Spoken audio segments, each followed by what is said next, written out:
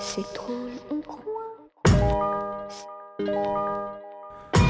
Bonjour à tous et bienvenue dans un tout nouvel épisode de Backstage Podcast. Je suis Grégory Prud'homme et cette semaine, comme d'habitude, je vous présente des personnes au profil un peu particulier, des métiers différents et bien sûr un côté très entrepreneurial. Ces personnes travaillent généralement avec l'Asie ou en Asie et c'est tout à fait le cas aujourd'hui de Marjorie Aubin de la société MindUp Consulting.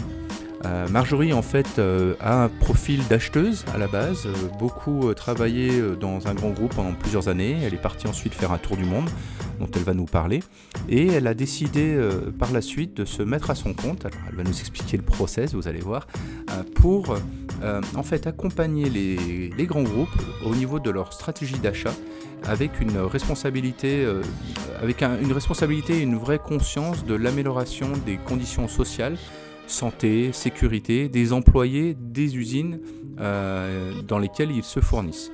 Ces usines, bien sûr, sont basées beaucoup en Asie, en Chine, en Inde, au Vietnam, et vous allez voir qu'elles travaillent aujourd'hui même sur des zones comme le Maroc, l'Europe de l'Est, la Corée ou autres. Et elle est vraiment aujourd'hui à un niveau où elle est capable d'accompagner les sociétés dans leur changement en travaillant vraiment sur des problématiques très humaines, très sociales. Et finalement, c'est la clé en fait d'un profil comme Marjorie, c'est l'amour des gens, l'intérêt en fait d'essayer de comprendre en fait comment les choses sont faites et comment potentiellement améliorer les conditions en fait des familles ou des gens qui travaillent dans telle et telle usine à travers le monde. C'est une conversation passionnante. Le métier de Marjorie, avec qui j'avais déjà discuté avant, et finalement a des impacts finalement beaucoup plus profonds que ce que j'aurais pu penser. Et forcément, c'est très difficile et parfois j'imagine très frustrant de ne pas pouvoir aider tout le monde. Mais en tout cas, ça doit être passionnant. Et c'est ce qu'elle essaye de partager avec nous pendant cette conversation qui, je suis sûr, va résonner auprès de pas mal de gens. Comme d'habitude, si vous aimez cet entretien, je compte sur vous pour en parler, je compte sur vous pour faire passer le message, le partager avec votre entourage, vos collègues, vos amis, parce qu'ils vont vous remercier. En fait, c'est certain, il y a tellement de choses intéressantes parmi tous ces profils. Beaucoup me disent que jamais ils auraient pu croire un jour entendre des gens faire tel ou tel métier dans des pays comme la Chine, le Cambodge ou autres, et qui plus est de la communauté française. J'espère que tout ça va vous intéresser. Si vous avez des commentaires, n'hésitez pas à me le dire. Envoyez-moi des petits messages. Dites-moi aussi comment on pourra améliorer ces épisodes-là. Et en attendant, je vous laisse en compagnie de Marjorie Aubin. C'est parti. Bonjour Marjo. Bonjour Greg. Alors, tu t'appelles Marjorie Aubin, pardon, j'ai dit Marjo. Bienvenue sur Backstage, sur un tout nouvel épisode. Merci à toi de me recevoir. Merci. Comme on disait, en fait, ça fait maintenant quelques années qu'on se connaît. Tu es arrivé en Chine en quelle année ? Je suis arrivée en 2006. En 2006. Donc ça fait 13 ans. D'accord. Qu'est-ce qui t'a amené en Chine ? Comment t'es arrivé ici ? Alors la Chine est rentrée dans ma vie il y a plus de 20 ans. Donc ça ne nous rajeunit pas. J'avais 15 ans et j'ai commencé à apprendre le chinois au collège. D'accord. Et ça a été un petit peu le début de l'aventure. Donc à l'époque, il y avait très peu de collèges qui faisaient chinois. Bah oui. Donc, T'avais fait ça où en France ? À Saint-Germain-en-Laye. D'accord, ok. Voilà. Et pour être tout à fait honnête, à l'époque, quand j'ai choisi chinois, il n'y avait pas du tout d'enjeu. Je ne me voyais pas CEO d'une grande boîte à Shanghai. C'était pas du tout ça. C'était pour le fun, c'était pour la curiosité. Et puis c'était une bonne intuition finalement. Donc voilà, j'ai commencé à 15 ans. On était 5 à l'époque. Ouais, dans la classe ? Oui. J'ai eu la même prof du coup pendant toute ma scolarité. D'accord. Et j'ai pu aller en Chine l'année suivante, en 3e, puis encore une fois en première. Donc la première fois en Chine, c'était en 1996. D'accord. On avait été à Hong Kong. Ouais. C'était 1 mois avant la rétrocession à la Chine. Mm-hmm. Donc extraordinaire. Mm-hmm. Et on avait repris le train pour remonter jusqu'à Pékin, donc 38 heures de train à l'ancienne, tu sais, les bons compartiments où tu as 4 lits superposés sur 1m50 de hauteur. Couchette dure, couchette molle. C'est ça. Okay. On était en couchette dure parce qu'on était des jeunes. Et c'était une très chouette expérience. On avait des correspondants, donc on restait dans des familles. Ah, ok. Et ça m'a fascinée à l'époque, donc j'ai continué à apprendre le chinois. Et puis, après mon bac, donc j'ai fait des études préparatoires pour rentrer à l'EM Lyon. Mhm. Et donc je voulais vraiment continuer à apprendre le chinois. Mais je voulais aussi me donner un petit break. Tu sais que, bon, en école, on devait partir à l'étranger pour faire des stages, etc. Et j'ai voulu me donner un petit peu de temps avant de retourner en Asie et dans le Grand Bain. D'accord. Donc, c'est en 2005 où j'ai décidé de faire un échange universitaire et en mettant en premier choix Taïwan à l'époque. Et c'est vraiment cette expérience donc vraiment de 6 mois dans la culture. Alors, bon, on va pas rentrer dans le débat politique Chine-Taïwan, mais c'était aussi un petit peu moi mon test qui m'a vraiment convaincu que voilà, c'était dans cette région du monde que je voulais continuer. Génial. À l'époque, tu parlais déjà plutôt bien chinois, alors ça allait? Alors, en apprenant le chinois aussitôt, on se dit que oui, quand je suis arrivée à Taïwan, je me disais bilingue, je me disais mais c'est cool, quoi. Sachant qu'à l'époque, on apprenait, il n'y avait pas beaucoup de profs, et c'était, alors je ne le savais pas à l'époque, mais c'était l'accent pékinois bien dur, quoi. Donc quand je suis arrivée à Taïwan, c'était... on s'est bien foutu de moi, avec mes nord, ni tu nord, là. En plus, ils ont un accent très, très particulier, donc voilà, là j'ai réalisé que je n'étais pas bilingue du tout. Et puis, mais bon, j'avais les bases, et puis on avait pas mal de chinois à l'époque. On écrivait aussi en traditionnel, donc ça m'a forcé à apprendre un peu le traditionnel, parce que j'avais pas le droit d'écrire en simplifié. Ouais. Mais c'est aujourd'hui super, parce que quand je vais à Hong Kong, je comprends. Et du coup, oui, l'apprentissage du chinois a continué, et surtout en Chine, une fois que j'ai commencé à travailler, là j'étais dans le dur avec mes équipes chinoises, et c'était les meilleurs profs du monde, quoi. D'accord. Voilà. Alors, Taïwan, t'es resté combien de temps en tout? 6 mois. C'était un semestre à l'étranger, à Kaohsiung. D'accord. Et comment... Alors, ensuite, donc, après cet échange-là, tu rentres en France. Ouais. Au niveau de tes études, du coup, on sait que... Bon, tu as fait l'EM Lyon, mais on sait que la langue, c'est un outil, en fait. Donc, à quoi tu l'appliquais? Quelle était ta spécialité, en fait, au niveau de l'école? EM Lyon, c'était assez général. Tu fais business... mais comment tu t'es spécialisé après? Quelles ont été tes premières expériences professionnelles? Alors, à l'EM Lyon, donc j'ai fait un master en management, MSc, ça s'appelait. Donc, c'était, comme tu le dis, assez généraliste. Je ne savais pas trop ce que je voulais faire, donc dans quoi je voulais me spécialiser. Ce que je savais, c'est qu'il y aurait de l'international. Okay. Ça, c'était quelque chose... Alors, je n'avais pas trop d'idées précises, mais c'était vraiment quelque chose... Enfin, le voyage me passionne depuis toute petite, donc c'était vraiment une opportunité que je voulais me donner. Et... les premiers stages, alors en fin de première année, quand tu dois trouver un stage de 6 mois à l'étranger, parce que c'était une obligation à l'EM Lyon de partir à l'étranger après la première année, bon bah là c'est un petit peu le challenge. On dit qu'on peut tout faire, qu'on est très ouvert, donc vraiment c'était très, très généraliste, et je me suis retrouvée, c'était très international, je me suis retrouvée à Bruxelles. Très exotique, mais aussi très, très enrichissant. Bruxelles reste pour moi une ville extraordinaire, parce qu'on est vraiment dans un melting pot européen et très multiculturel. Donc ça a été une très belle expérience. Et je travaillais dans le retail pour Levi's, dans les headquarters pour Europe, Afrique et Middle East. Et je faisais de l'IT. Ah oui, rien à voir. C'était, oui. Alors, c'était pas du coding, si tu veux, mais c'était travailler sur des databases pour le retail. Enfin, j'ai fait plein de trucs différents. C'était assez fun. J'ai même été mannequin pendant une demi-journée. Enfin, c'était très rigolo. Mais voilà, c'était plus l'expérience vraiment internationale. Et puis aussi sortir un petit peu de sa zone de confort, même si Bruxelles, c'est pas très loin de la France, mais ça reste quand même une aventure à l'international. Et ensuite, j'ai fait plusieurs stages en France, dans le sport, dans le rugby. Alors là aussi, ça a été une décision, un dilemme cornélien entre choisir un peu plus les grosses boîtes ou ma passion, qui était le rugby. Et j'ai travaillé sur 2 stages, mais peut-être pendant une petite année, au club de rugby de 2e division de Lyon, le rugby. Donc c'était très opérationnel, donc du bizdev, chercher des nouveaux sponsors. Et puis la deuxième fois, c'était plus dans les opérations, donc organiser tout ce qui était rénovation, des stades, des choses comme ça. C'était très chouette, c'était une belle expérience, mais finalement, moi qui, à ce moment-là, me tâtais pour une carrière dans le sport, j'ai décidé que non. Finalement, il fallait que tu le testes, peut-être il fallait que tu t'en approches pour te dire ah bah ce sera pas pour moi.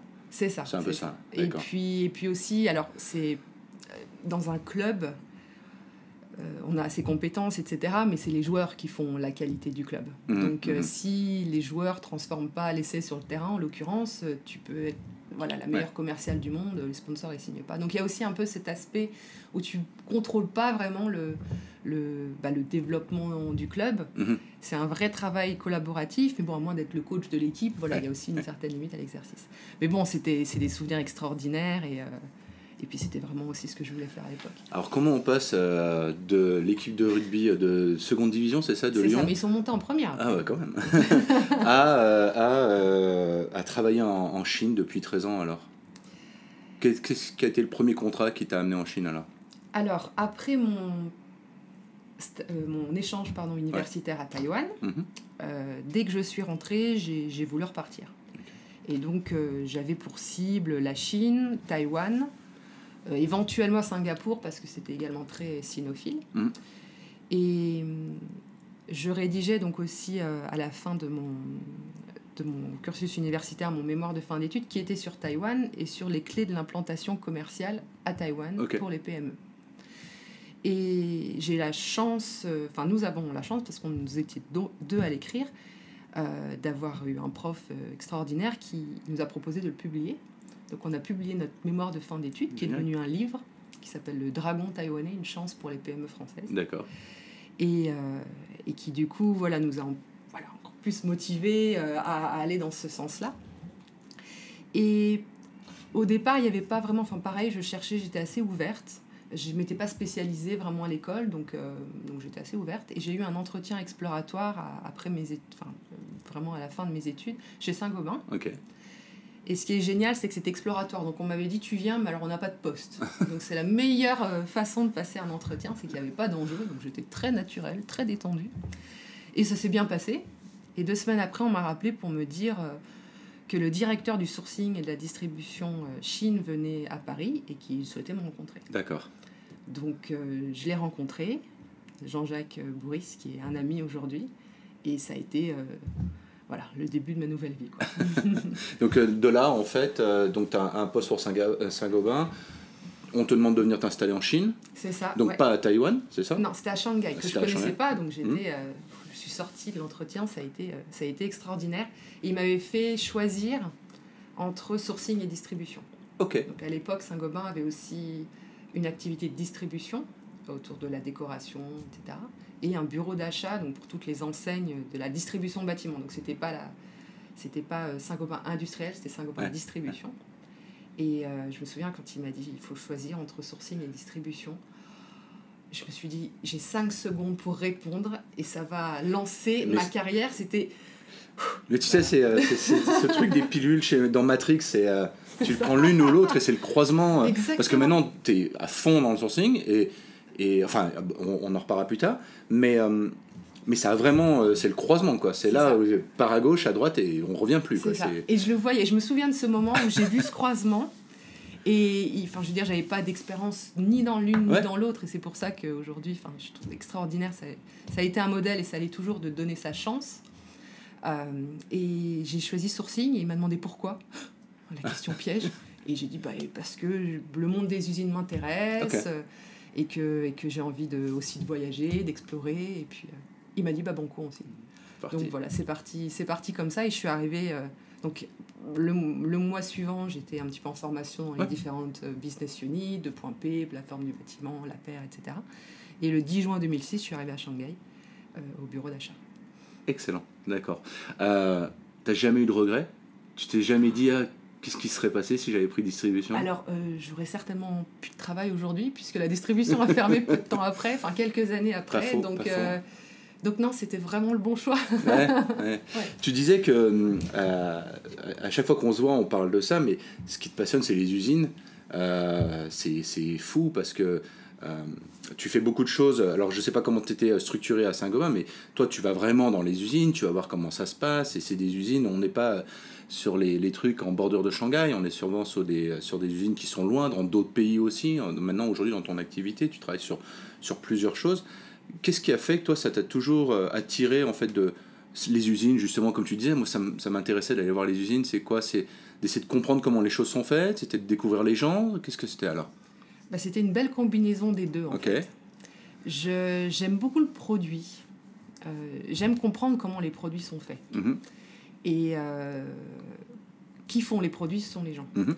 Donc c'est vraiment cette combinaison-là, en fait, qui me plaît, qui m'a plu et qui continue à me motiver au quotidien. Et quand j'ai commencé à sourcer des poignées de porte et de la quincaillerie. Alors on me demande encore aujourd'hui si je continue à faire des poignées de porte, c'est très drôle. Mais c'est un produit super simple, mais éminemment technique. Et c'est passionnant de voir des serrures. Ça resté mon produit phare. C'est incroyable de voir l'assemblage d'une serrure, les petites mains là, qui te font ça comme un... Enfin, c'est un petit peu à l'image de l'assemblage des téléphones. Enfin, il y a plein de mini-pièces et il y a cette espèce d'intelligence là, qui se met en place. C'est extraordinaire. Donc j'aime voir ça. Et comprendre justement les différentes étapes de production, comment ça fonctionne, comment ça peut fonctionner mieux aussi.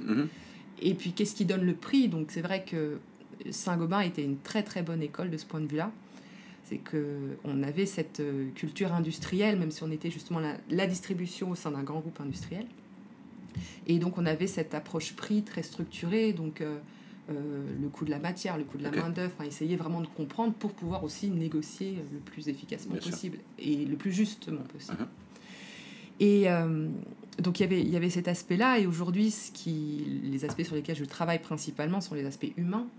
Donc comment faire pour qu'au niveau des usines, les produits, bien sûr, soient bien fabriqués au juste prix, etc., mais soient faits aussi dans des conditions, dans des bonnes conditions, des conditions décentes pour tout le monde. D'accord. Donc aussi que finalement, la croissance d'une usine, ses bénéfices, soient aussi cascadés au niveau des ouvriers. D'accord. Et pour avoir eu la chance de voir beaucoup d'usines, il y a beaucoup de travail à faire, mais c'est aussi eux qui génèrent la valeur. Donc c'est comment vraiment... mettre en place un système qui soit équitable et qui soit surtout performant. Voilà. Les usines doivent faire de l'argent, ne sont pas des ONG. Bien sûr. Donc c'est comment trouver cet équilibre-là avec les enseignes, les donneurs d'ordre pour que les deux gagnent. Alors, donc ça fait maintenant 13 ans que tu visites des usines, si je résume. Oui, alors il y a eu un petit break entre mes deux vies à Shanghai, mais oui, on peut dire que... Oui, à peu près. 13 ans Ce qui est intéressant, en fait, c'est que surtout ces dernières années, où je pense que la Chine, usine du monde, il s'est passé plein de choses. Absolument, surproduction dans tous les sens. Donc, on est passé très certainement de choses, ou en tout cas au niveau des conditions humaines dans les usines, de choses complètement différentes en l'espace d'une dizaine d'années, comme tu as pu le voir. Toi, tu l'as vraiment noté au jour le jour. Est-ce que ça a été des choses qui ont évolué petit à petit et tu as senti un gros changement, où il y a eu une cassure à un moment et d'un coup les choses se sont vraiment améliorées parce qu'il y a eu une pression des gouvernements ou ce genre de choses? Toi, comment tu l'as vu, cette évolution, ce changement justement de l'humain dans les usines? Alors il est là. Enfin, il y a eu beaucoup de changements ces 10 dernières années. Donc déjà, ça c'est bien. Globalement, ça va mieux. Voilà. Okay. Il n'est pas homogène. Ok. Mais il est aussi, comme tu viens de le dire, motivé par une volonté politique. Donc aujourd'hui, au sein des réglementations, il y a beaucoup plus de réglementations justement sur le respect de la loi. Il faut savoir que tout était déjà écrit. La loi chinoise, elle n'a pas fondamentalement changé, c'est juste qu'elle a appliqué. Son application qui a évolué. Et on voit aujourd'hui donc que les conditions s'améliorent. Mais en fait, l'enjeu, c'est est-ce qu'elles s'améliorent sur le papier ou est-ce qu'elles s'améliorent en réalité. Et pour moi, vraiment, le point absolument fondamental dans l'évolution, alors on va dire de la main-d'œuvre chinoise et des profils, c'est les générations. Donc on a une nouvelle génération aujourd'hui d'ouvriers qui arrivent sur le marché, qui est très différente des deux générations précédentes, qui étaient des générations d'hommes et de femmes moins éduqués, mais qui justement travaillaient dans les usines, on va dire day in, day out, pour gagner de l'argent, et pour construire la Chine d'aujourd'hui, tant au niveau de la construction des villes que du développement industriel de la Chine. Et c'est des gens qui ont tout donné, qui se sont aussi sacrifiés dans certains domaines, mais pour aussi payer une éducation à leurs enfants. Et aujourd'hui, donc, il y a une génération un peu post-45, bon là je schématise, mais globalement, et cette nouvelle génération qui est éduquée et qui ne veut plus travailler comme ces anciennes générations-là. Et c'est vraiment un challenge au niveau industriel, au niveau des usines. Moi, j'entends beaucoup, quand je parle avec les dirigeants, ou je dis alors les challenges, ils me disent c'est difficile de recruter, on ne sait pas comment faire. Enfin, et finalement, ça touche pas... Alors, un problème au niveau du management de l'usine, quelquefois, mais aussi une remise en cause en fait, du modèle d'ouvrier qu'on recherche. Donc, il faut aussi s'adapter, et c'est une question de survie aujourd'hui pour les usines, s'adapter à cette nouvelle main-d'œuvre, comment l'attirer, comment la motiver, comment la faire rester. Parce que les ouvriers ont pour habitude de partir, d'aller voir ailleurs. Mais aujourd'hui, pour justement garder les talents, comment est-ce qu'on fait quoi. Donc il y a une vraie remise en cause de ce point de vue-là. Mais c'est évident que les parents ou les grands-parents, justement, de l'après-Mao, on va dire, travaillaient dans les usines pour des raisons complètement différentes. Ils travaillaient parce qu'il fallait travailler, puis aussi ils n'avaient pas forcément les informations que tiens, il se passe d'autres choses dans le monde, partir en voyage en Europe, c'était même des choses qui se permettaient peut-être même pas de rêver, en fait. Alors qu'aujourd'hui, les jeunes ont, grâce à leurs parents qui ont travaillé tellement dur, ils ont accès à d'autres choses, ils voient ce qui se passe dans le reste du monde, et ils se disent qu'eux aussi veulent devenir Jack Ma, et travailler dans une usine à serrer des boulons, c'est pas forcément ce qu'ils attendent dans la vie. Je comprends tout à fait que les usines aujourd'hui, c'est un vrai problème. D'attirer les talents, on le voit bien, hein, quand des fois on a des sociétés qui disent je cherche à recruter un responsable de production dans une usine qui est à 3-4 heures d'une grande ville. En fait, on sait très bien que ça va être très très très difficile de lui permettre de trouver ce genre d'employé. Aujourd'hui, du coup, la société, la compagnie, elle est obligée de se restructurer dans son business model, puisqu'ils vont plus avoir accès au même type de ressources. Et est-ce que, du coup, les dirigeants d'entreprise, qui eux sont encore souvent des vieilles générations, ils ont réussi à évoluer, ils comprennent qu'il y a un changement, ou ils comprennent qu'ils doivent s'adapter, ou c'est finalement très compliqué pour eux de leur faire comprendre? Parce que toi, tu le vois de l'extérieur. Oui, je le vois de l'extérieur, mais c'est vrai que, justement, dans mon métier, il y a cet outil diagnostic d'accompagnement qui nous fait dialoguer avec l'usine, où vraiment on discute avec le dirigeant et énormément avec les ouvriers, justement pour confronter la vision du dirigeant et ses ambitions avec la réalité de terrain. Est-ce que c'est cohérent, déjà? Et pour justement y arriver, qu'est-ce qu'on doit faire, etc. Et finalement, après, c'est toute une question d'individu. C'est-à-dire que la démarche, elle est sur l'amélioration continue et le progrès. D'accord. Et s'il y a cette volonté-là, de limit is the sky, tu peux vraiment animer, tu peux faire des choses extraordinaires. Mais il faut une volonté de changer. Alors, et il y a autant d'individus et de dessins, de vision que voilà. Et c'est pas finalement éminemment chinois ou français ou indien. C'est vraiment une question d'individus. Tu peux avoir il y a beaucoup de cas où des usines ont été ouvertes par des anciens ouvriers, donc des petits gars qui un jour se sont dit attends, moi je vais monter mon usine pour aider mon cousin là qui fait des voitures, moi je vais lui faire les boulons, n'importe quoi, tu vois, et qui de manière absolument opportuniste mais super courageuse. Moi j'ai beaucoup d'admiration en fait. À chaque fois que je vais dans une usine, je me dis waouh, fallait quand même être couillu pour monter une usine, c'est extraordinaire. Petite ou grande, c'est pas la question, c'est d'avoir fait ce projet-là. Et puis après, de les challenger sur, oui, l'usine aujourd'hui, elle est là, mais est-ce qu'elle sera encore là demain, quoi.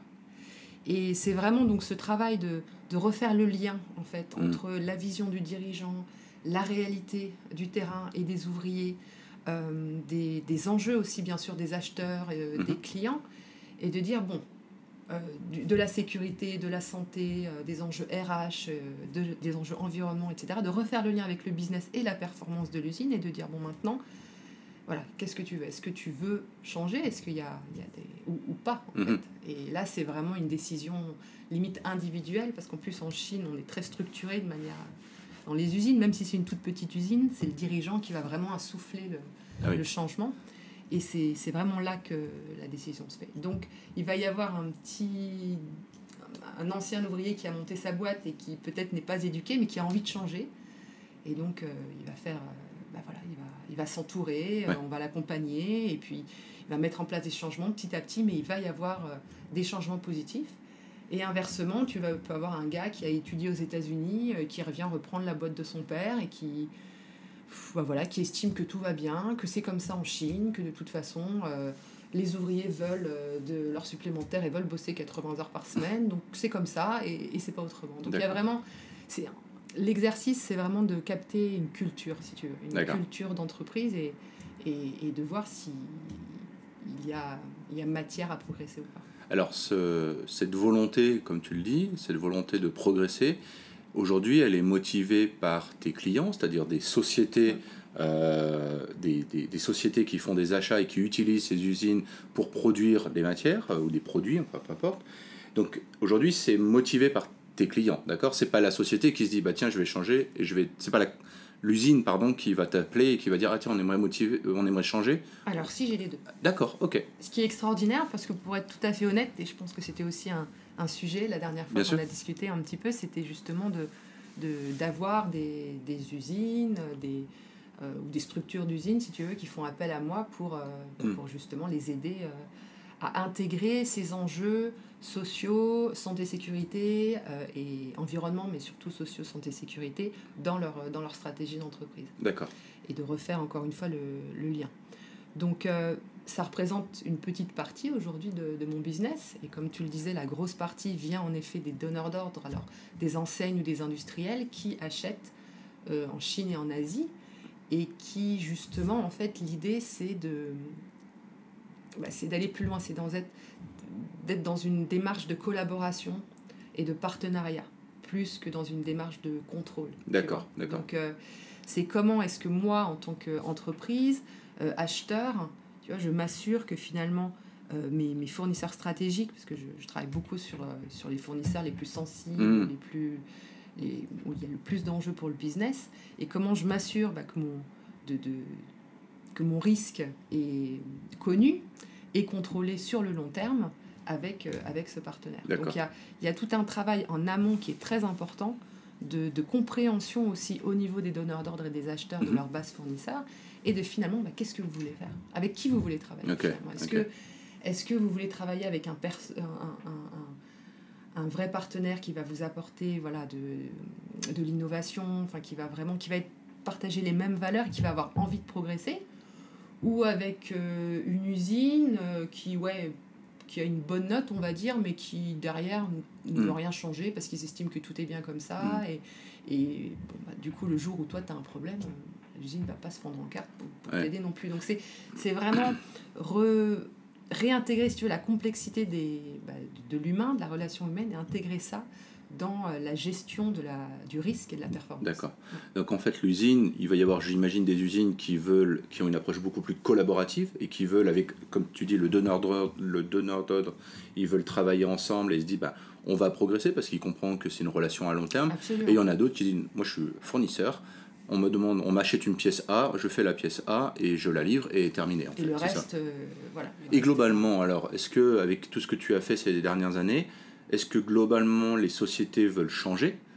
Est-ce que c'est une majeure partie de gens qui se disent en effet on va progresser, on est super open et merci de venir nous aider, ou alors tu sens vraiment que les gens ils freinent beaucoup le système ? Alors du côté, parce qu'il y a les deux côtés en fait, et il y a autant de travail finalement du côté donneur d'ordre, achat, pour être acheteuse, je connais aussi bien les enjeux justement d'objectifs aussi court terme, c'est-à-dire il faut dégager du savings, il faut dégager de la marge arrière, il y a des turnovers de produits importants, dans le retail aujourd'hui c'est une vraie situation, donc il faut tenir en compte cette situation et comment rester pragmatique donc, et comment pouvoir en fait atteindre ces objectifs, mais en s'assurant finalement que de l'autre côté de la chaîne de valeur on respecte aussi les fondamentaux et on puisse grandir ensemble. Donc du coup, moi je suis optimiste. Okay. Je pense que si je suis pas optimiste, je fais pas ce métier-là parce que c'est pas possible. Je suis pas idéaliste par contre, je suis optimiste. Et ça, la distinction est vraiment fondamentale. Donc c'est croire au progrès, croire aux gens. Et c'est pour ça que je fais ce métier-là, parce que j'aime les gens et je crois au progrès individuel et collectif. Mais tout en restant pragmatique et en donnant du temps. Et aujourd'hui, c'est aussi cet aspect temps que apparemment plus personne n'a, et il y a des changements qui demandent du temps. Bien sûr. Parce que c'est des changements de mentalité, et tant au niveau de l'un que de l'autre. C'est aussi apporter une vraie compréhension de la situation de l'usine aux acheteurs et aux donneurs d'ordre. Donc si tu veux, c'est recréer ce lien, ce dialogue entre les deux, et puis s'assurer que les deux sont sur la même longueur d'onde et se dire, bon, maintenant qu'on a compris les enjeux respectifs, comment on fait pour s'aider mutuellement. Mais le progrès, il ne peut pas être que d'un côté, tu vois. Donc c'est aussi là-dessus que je challenge beaucoup, et moi, in fine, j'aimerais, de manière très humble, mais aussi un peu changer le paradigme de l'achat qui veut qu'on raisonne très, très, très court terme, pour que justement on puisse grandir ensemble sur le moyen terme. On va dire, alors justement, c'est intéressant parce que on voit que le donneur d'ordre a la volonté et va demander à ses usines où il va les accompagner dans leur changement, dans leur progrès. Mais alors, justement, toi, est-ce que c'est aussi facile d'aller vendre tes services justement à ces grands groupes, à ces donneurs d'ordre, et de dire, bon, il faudrait peut-être améliorer les choses, ou comment aujourd'hui les clients viennent à toi? Est-ce que toi, tu arrives encore à les démarcher et à leur faire comprendre qu'il y a vraiment des choses à faire, ou c'est finalement eux qui viennent naturellement taper à la porte? Alors, j'ai beaucoup de chance, puisque j'ai la chance d'avoir des gens qui me contactent directement et qui connaissent un petit peu donc la démarche. D'accord. Et qui sont intéressés pour en savoir plus. En fait, ce que je propose, c'est une solution. C'est pas la solution. Après, il faut qu'elle corresponde à la maturité de la boîte, aux valeurs, etc. Donc, il y a vraiment une adéquation à avoir en termes de philosophie sur comment je travaille avec mes fournisseurs. Là, je te parle du côté donneur d'ordre. Donc après, moi, on peut pas forcer au changement, si tu veux. Donc, j'expose, si tu veux, la démarche en disant voilà la solution qu'on peut apporter. Donc, typiquement, donc revoir une stratégie fournisseurs qui sont vos fournisseurs, et puis développer une stratégie aussi sociale, si vous le désirez, liée à vos fournisseurs stratégiques et à risque, pour amener le changement chez vos partenaires, pour réduire votre risque. C'est du risk management. D'accord. Vraiment. Et ça fit ou ça fit pas, en fait, d'une certaine manière. Mais ce qui est très, très important, c'est que ce soit long terme. Et si tu veux, le projet n'est jamais one shot. Donc, c'est pas je vais dans une usine une fois, puis après, vous ne voyez plus. Parce que ça, c'est pas la façon dont moi, je veux travailler. Parce que, comme on vient de le dire, le changement, ça prend du temps. Mais c'est vraiment du projet long terme, à dire, bon, voilà, sur une année, donc on accompagne par exemple combien de fournisseurs, l'année suivante on rechallenge aussi la stratégie, et c'est aussi donner du feedback sur ok, bon, vous maintenant qu'est-ce qu'on peut améliorer aussi en interne. Donc moi, si je peux pas faire ce retour là, si je peux pas faire ce lien, en fait, si tu veux, c'est pour moi ça n'apporte pas vraiment de valeur. Donc il faut vraiment que j'arrive à avoir ce lien reconstitué et puis pouvoir fournir du feedback sur, alors c'est très bien ce que vous demandez, par exemple on demande aux usines de faire moins d'heures supplémentaires. Ok. Par contre, toi, acheteur, tu ne peux pas demander systématiquement à ton usine de réduire ton temps de production à chaque commande, parce que ça a un impact direct. Donc l'impact, c'est supplémentaire, dans le meilleur des cas, si je puis dire, ou sous-traitance, ou travailleurs temporaires non formés, donc impact sur la qualité. Donc c'est aussi refaire le lien au niveau des donneurs d'ordre entre toutes les implications de ces enjeux-là, de ces enjeux santé, sécurité, environnement et sociaux, sur leur performance à eux. Les coûts cachés de qualité, qui sont très peu mesurés d'ailleurs, de productivité d'un acheteur, changer de fournisseur, c'est super chiant, c'est très long parce qu'il faut déréférencer. Tous ces coûts-là, en fait, qu'il faut aussi adresser, et pour lesquels j'espère apporter une solution. Donc en fait, dans ta solution aujourd'hui, avec MindUp, tu vas avoir une partie très audit au démarrage, de les accompagner en disant, ok, qui sont vos fournisseurs, comme tu disais, avec une vraie approche, voyons un petit peu déjà où est-ce qu'on en est, j'imagine. Et après, du coup, dans l'accompagnement, est-ce que toi tu proposes un programme, et est-ce que c'est un programme qui est à chaque fois fait sur mesure, en disant, ces usines-là, on va vous accompagner pendant 1 an. Est-ce que tu as une méthode, justement, en disant, voilà, la problématique maintenant, je pense que tu en as vu des récurrentes sur la plupart des sociétés, par exemple les heures supplémentaires, par exemple. Est-ce que tu as une solution aujourd'hui en disant, voilà, on a une solution qui va s'adapter, on l'a appliquée sur 5 usines avant, on va pouvoir refaire à peu près la même chose? Est-ce que tu proposes ce genre de choses? Oui, en fait, c'est vraiment... Alors, c'est pas de l'audit, si tu veux, que je propose. Ça, c'est vraiment très important parce que, justement, je suis pas une boîte d'audit. Ok. Si tu veux, ce diagnostic d'accompagnement sur lequel on pourra revenir, c'est une solution au service de la performance et de la gestion du risque. Et je m'applique toujours à être le plus custom-made possible. Tu vois ? Donc, j'ai pas, si tu veux, un PowerPoint, un standard ou quoi que ce soit. C'est vraiment de quoi le donneur d'ordre a besoin, quelle est sa situation, quelles sont ses ressources aussi. Et qu'est-ce qu'il veut vraiment, quelles sont les priorités. Donc, si tu veux, idéalement, le projet, c'est donc de commencer, comme tu le dis, au niveau stratégique et définir vraiment qui sont ces enjeux-là. Et après, de dire, bon, voilà, on va visiter donc ces usines-là, les diagnostiquer, les comprendre, voir où ils en sont. Et puis, on va leur donner l'opportunité de progresser. Parce que c'est justement vraiment la différence, une des différences clés, c'est qu'on ne juge pas l'usine au moment T, mais on les juge sur leur volonté, leur capacité à progresser. Et le suivi est donc fondamental. C'est-à-dire que si derrière, on ne fait pas de suivi, bah ça ne sert à rien. Et par rapport à ta question sur... Parce que c'est ça aussi, si tu veux, le fait de voir beaucoup d'usines, d'avoir ces retours de dirigeants qui te disent, bon, alors... Bon, moi, j'arrive pas à recruter, donc voilà mes difficultés. Un autre qui dit, moi, ils sont super contents de venir parce que personne ne paye tous les mois. Moi, je paye tous les mois, je fais attention à eux, je les forme. Enfin, il y a plein de bonnes pratiques. Et c'est justement ces bonnes pratiques que j'essaye de communiquer en disant, c'est possible. Regardez une autre usine, comment elle a fonctionné. Donc, c'est partager ça. Mais ce qui est vraiment fondamental, c'est que l'usine s'approprie les solutions. C'est pas les infantiliser en disant il faut faire comme ça, c'est dire voilà ce qu'il est possible de faire. Donc toi, en fonction de tes ressources, en fonction de ton envie, voilà ce que tu peux faire. Mais après, c'est justement là où il faut laisser l'espace et la responsabilité aux usines pour amener le changement de l'intérieur, pour que justement ce changement soit durable et pas superficiel. Du coup, les sociétés que tu accompagnes aujourd'hui, tu les accompagnes sur 2-3 ans? Alors j'ai la chance de bosser avec des enseignes depuis le début de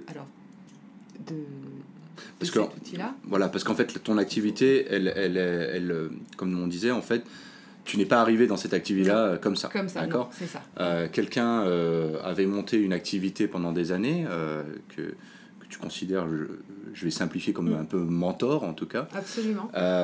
Parce qu'en fait, c'est ça, le lien aujourd'hui, ce qui est intéressant peut-être sur le côté plus Marjorie, l'entrepreneuse, comment on est passé de 8 ans chez Saint-Gobain, ou 8 ans chez Saint-Gobain à, donc plutôt côté achat, une approche très, je suis côté du donneur d'ordre, etc., justement à se dire, tiens, je vais être au milieu maintenant, et je vais les aider les uns les autres, d'accord ?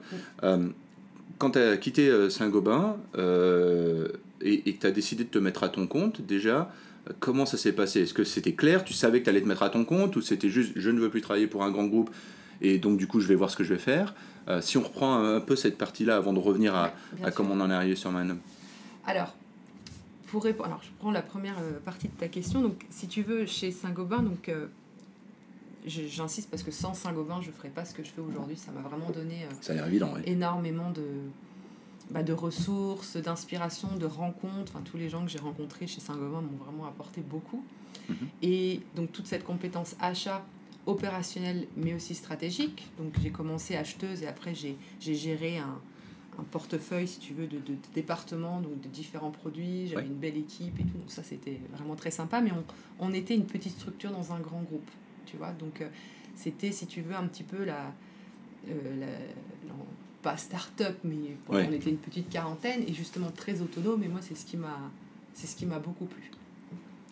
Donc voilà, cette compétence achat, mais qui était aussi très ancrée dans le partenariat justement. Donc on était directement avec nos fabricants, on les connaissait très bien, on développait des relations. Bon, après, c'est aussi la réalité. Je me suis aussi fait avoir par des fournisseurs. Bien sûr, il y a pas, tu vois, c'est normal, on va dire.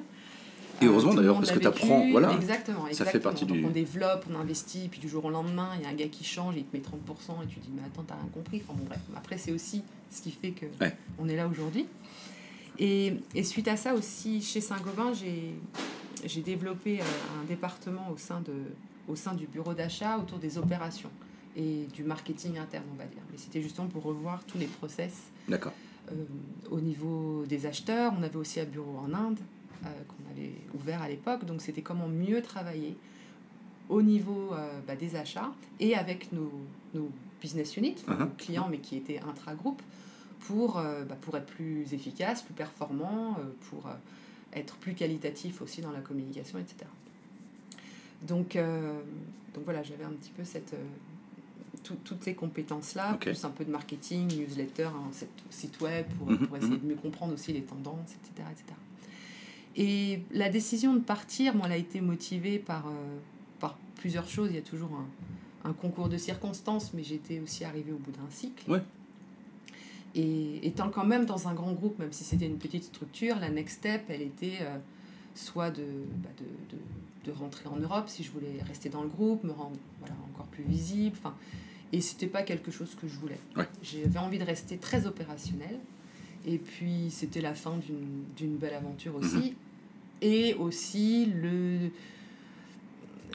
le projet, il y avait un projet personnel qui était mon tour du monde qui était à peu près arrivé à maturation au même moment. Donc c'est pour ça il n'y a pas vraiment un shift où tu te dis ça y est, c'est bon, je me casse. Ça s'est plutôt fait progressivement jusqu'au moment où j'ai démissionné. Là je me suis dit wow, nouvelle étape. Maintenant quoi. Et voilà, donc c'était vraiment plus la fin d'un cycle et le début d'un nouveau que j'en ai marre, etc. D'accord. Qu'est-ce qui t'a motivé du coup parce que tu viens de nous glisser un petit tour du monde, qu'est-ce qui t'a motivé justement à dire on vient de travailler pendant des années en Chine, on vient de faire ça, et là j'ai envie d'aller voir autre chose, j'ai envie d'aller voir ce qui se passe dans le monde. Qu'est-ce qui t'a motivé vraiment à aller faire ce tour du monde? Alors, c'est pas que du voyage. C'est pas... Tu vois, il y a pas mal de choses. Enfin, si tu veux, c'était un projet qui était dans ma tête depuis un petit bout de temps. Ça a été aussi un projet de couple. Après, c'est devenu un projet solitaire. Et après, c'est devenu un projet avec ma meilleure amie et en solo. Donc, il a pas mal évolué. Mais après, il y a toujours un petit peu... Enfin, j'adore le voyage, j'adore les gens, comme je te l'ai dit, donc les différentes cultures, et puis le backpacker. Enfin, c'est vraiment quelque chose que j'aime. Et puis bon, j'avais envie de me donner aussi un petit peu de temps, donc c'était aussi un peu ce luxe, parce que c'est un luxe extraordinaire de pouvoir se dire on part et puis on voit un petit peu ce que le monde a à nous offrir. Tu partais tu savais exactement où tu allais aller et combien de temps ça allait durer, ou tu t'es dit on verra au fur et à mesure? On avait un plan. Alors pour revenir à ta question sur le thème et tout ça, j'avais beaucoup réfléchi, parce que je me suis dit quand tu fais un tour du monde, il faut un peu un thème, tu vois. C'est pour être crédible. C'est con, hein, mais c'était un petit peu, si tu veux, l'idée. Il faut une excuse. Il faut un peu une excuse, voilà. Donc je me suis dit, il me faut un thème. Alors j'ai brainstormé et tout, c'était extraordinaire. Et puis finalement, j'ai décidé que le thème, c'était moi. De manière totalement modeste. Et de me dire, c'est moi. Et c'est aussi l'écriture, le voyage, les rencontres et les lectures. Et ça, en fait, ça correspondait à des domaines de prédilection, si je puis dire, qui remontent à un coaching que j'avais fait en 2010. Okay. Et maintenant, rétrospectivement, bien sûr, je vois le lien en fait qui s'est créé et comment la petite graine, si tu veux, a germé pour me décider un jour à dire allez, on y va, quoi, parce que y a toujours de bonnes excuses pour pas le faire. C'est clair, c'est jamais le bon moment. Donc allons-y, quoi. Et par rapport à l'organisation, ça a été une bénédiction que les timings correspondent. C'était improbable, complètement improbable. J'étais décidée à le faire seule. Ouais. Et ma meilleure amie, Gina, était elle aussi en train de se poser des questions. Et elle est partie à Singapour pour un nouveau poste, genre 6 mois avant qu'on parte. Okay. Donc quand elle est partie à ce moment-là, je dis c'est mort, on commence un nouveau boulot à Singapour, c'est mort. Et en fait non, on a démissionné genre à 3 jours d'intervalle. Et puis on a tout mis en place, mais en se laissant beaucoup de flexibilité. L'enjeu c'était ça, c'était, si tu veux, d'avoir des règles. Quand on voyage à deux, c'est important. Et d'avoir des idées, parce que c'était aussi réaliser des rêves. Quel pays nous faisait rêver, où est-ce qu'on allait aller. Donc on avait une grosse map, et c'est extraordinaire de préparer un truc pareil. Et puis aussi de rassembler un peu les retours. De toute façon, on grandit aussi avec les autres. Donc le projet Tour du Monde n'a pas été différent du projet entrepreneurial, finalement, de monter une boîte. Et j'avais un ami allemand qui avait fait un tour du monde raté, entre guillemets, parce qu'il m'a dit je suis passée à côté, en fait, parce que j'étais toujours dans la next step. Dans le prochain pays. Dans le prochain pays. Il avait un fil rouge autour du design, il l'avait fait en couple et tout. Et il dit je suis passée à côté, quoi. Et il me dit, ce qui est fondamental, c'est vraiment de vivre au jour le jour. Et finalement, c'est ça, c'est pas la destination qui compte, c'est vraiment le voyage. Ouais. Et ça m'a beaucoup aidé, parce que finalement, on a tendance à aller un petit peu de l'avant, puis c'est aussi la vie. Enfin, je veux dire, quand on travaille, on est toujours un petit peu en train d'anticiper les choses. Et là, l'enjeu, c'était justement de ne pas anticiper et de go with the flow, quoi. Tu as réussi à... Alors, est-ce que tu as réussi à faire ça? Est-ce que tu as réussi à lâcher prise un peu et dire, bon, ben là, c'est un jour, on verra bien comment ça se passe. Et puis, quand on est prêt à changer de pays ou à changer de ville, ben, on le fera. Et donc, c'était ça, c'est vraiment l'idée de se dire, ben, on arrive dans une nouvelle ville, admettons, et finalement, on voit combien de temps on reste? Ou vous saviez à peu près combien de temps vous alliez rester à chaque fois ou... C'est ça. Si tu veux, il y a eu 2 grands segments. Il y a eu le premier segment avec Gina, qui était en Amérique du Sud, on a voyagé ensemble, et une deuxième partie, bon ça s'est rajouté après, hein, où j'ai voyagé seule en Asie. Oui, parce qu'au début, j'étais partie 4 mois, puis 6 mois, puis 9 mois, puis 1 an, enfin, ça s'est ajusté, quoi. Et on avait pris pour l'Amérique du Sud l'arrivée et le départ. Donc on avait notre in and out. Et entre les deux, on était open. Voilà. Mais on avait des milestones quand même. Moi, j'ai rêvé du Machu Picchu, elle rêvait des Galapagos, que je connaissais pas du tout. Donc on avait quand même des idées et je pense qu'on s'est pas mal débrouillé quand même. Enfin, c'était en quelle année alors ça? Ça c'était en 2013-2014. Ok. Ouais. Donc est-ce qu'on peut dire que tu as réussi ton tour du monde ou tu l'as raté? Oh, je l'ai réussi. C'était extraordinaire. Ouais. Enfin, je l'ai réussi. Ça a complètement changé en fait derrière, j'imagine, du coup ce que tu as fait après en fait c'est... Est-ce que quand tu es rentré de ce tour du monde, tu savais ce que tu allais faire? Est-ce que ça a répondu à des questions? Pas du tout. Ouais, t'es rentré parce qu'il fallait rentrer, parce qu'il faut bien que ça s'arrête à un moment ou à un autre. Toi, rentrer à Shanghai, c'était évident que voilà, il fallait revenir en Chine? Ou t'aurais pu repartir n'importe où? Ou tu sais pas trop? Alors c'est ça le truc, c'est que ça n'a pas du tout été évident et le retour a été douloureux. Partir, enfin du coup se donner aussi ce temps pour soi qui est absolument extraordinaire et puis être pour le coup tout le temps dans le moment présent sans vraiment regarder la suite, c'est très excitant. C'est aussi fatigant parce que vous voyagez, alors je fais rire beaucoup de monde quand je dis ça, mais c'est aussi paquer, repartir, enfin c'est aussi physiquement... Tu vis dans un sac à dos, non c'est clair. Voilà, c'est ça. Donc c'était aussi, au bout d'1 an, si tu veux, j'étais arrivée à un moment où je me suis dit c'est bien, c'est bon, je suis prête en fait à reprendre une routine. Finalement, on avait plus de routine. Et Shanghai, alors c'était aussi, parce qu'il y a aussi un petit peu cette espèce d'idéal, un petit peu de réalité autour du tour du monde, les épiphanies, le next step, le pays, et en fait non, pas du tout. Et on me disait, mais alors, attends, tu vas pas retourner à Shanghai alors que tu as fait, je sais pas combien, 12 pays, tu as vu des choses de dingue. C'est vrai que j'ai eu la chance, on est parti, quand tu disais, on reste dans un pays, on a commencé par les Galapagos, on pouvait plus repartir, on a resté 19 jours. Voilà, on est resté longtemps dans des endroits où on n'avait pas du tout prévu de rester. On était en train de boire un petit déj à Quito, puis on voit cours d'espagnol. Je me dis, tiens, ce serait pas mal ça. Oh, bim, on signe, on part pour 10 jours de cours intensifs. Mais c'est ça qui est extraordinaire, en fait.